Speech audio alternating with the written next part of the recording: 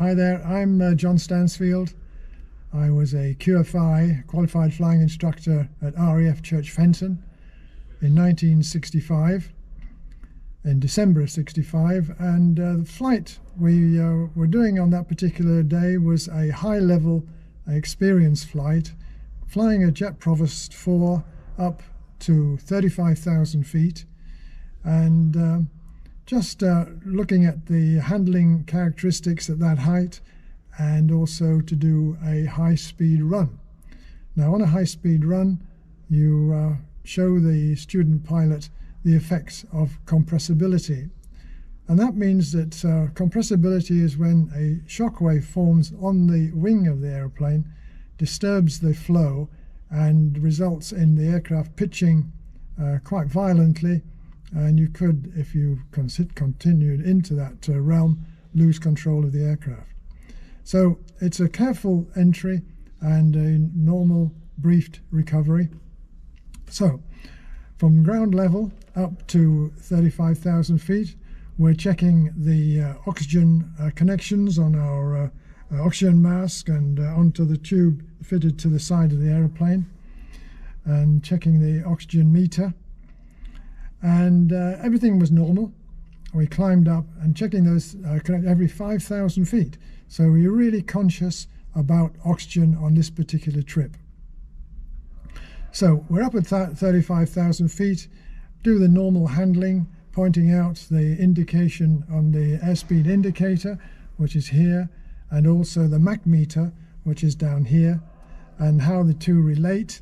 And so once that was over, I said to the student, okay, well, let's now commence the compressibility run, where you would put on full power, hold the aircraft in level flight until it reached its terminal velocity, and then enter a shallow descent and watch the Mach meter and the airspeed building up until you felt the onset of compressibility.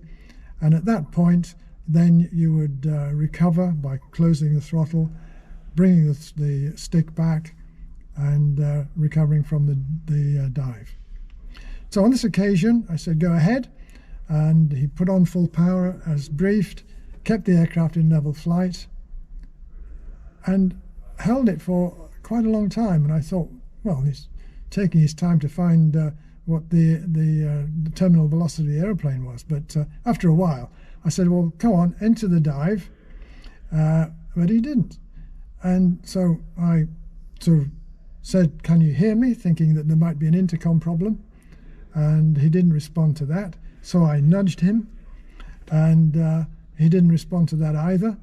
And so I reached across and opened his visor, because we were both wearing sun visors because of the sun at that height is very intense. And his eyes were just wide open, staring straight ahead, and he was obviously unconscious. So I immediately closed the throttle, put the speed brake out, turned the aircraft toward base, and I made a call on the radio that I'm in a descent, recovering back to base with a medical emergency, and I'd like the medical staff to be on call as I arrive. All that went well, and as we were in the descent, through about 10,000 feet, he just came round, and he looked at the instruments and just couldn't understand. The last thing he remembered, he was at 35,000 feet, and here's this altimeter showing us at 10,000 feet. And I said, well, yes, you've been unconscious for the last 5 minutes. And he had absolutely no awareness of that state that he'd been in. Eventually we got back to RAF Church Fenton, entered the circuit, a normal landing, taxied in. The medical team were there waiting for us. He got out of the cockpit quite normally. They thought that possibly they were going to have to lift him out, but he got out quite normally and walked to the ambulance, got in it, and they drove him off to sick quarters. I signed in the tech log for the aircraft and put in what had happened.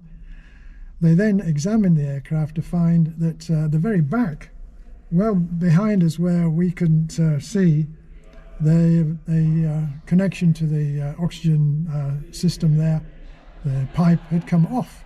And so from ground level all the way up to 35,000 feet on the left-hand side of the cockpit, there was no oxygen at all. And so we learned a lesson from that anoxia, the lack of oxygen, is a very dangerous thing to experience.